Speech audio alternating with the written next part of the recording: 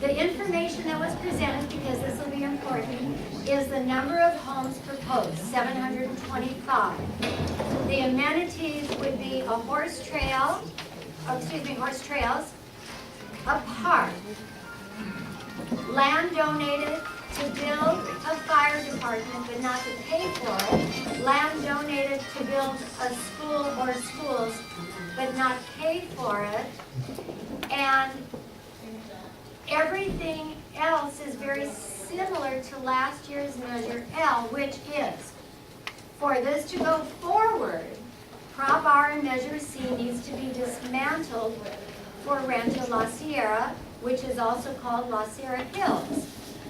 When we get to our professional facilitator, we are going to start with what you all heard. So those of you who were here, were at that meeting, you'll have the opportunity to share with the people who weren't there what you heard. No opinion for the first step. The first step is objective, just what I said, what you heard. The next step is how you felt about what you heard, and the facilitator will tell us when we're ready to go to that step. Things are going to be short, because we've already vented last week. Tonight we're going to vet a little bit different. She hopefully will take us through a process of decision making. And this is what they use in business. This is what they use in major corporations. It's a systematic way of getting a large body like this, all on the same page, hearing information, processing an information, and getting to the end process, which is, where do we go?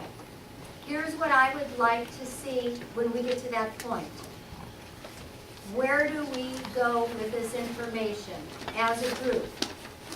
Do we have enough information this evening for the people here to say, we want, as a group, RRR wants to be neutral, we don't want to take a position?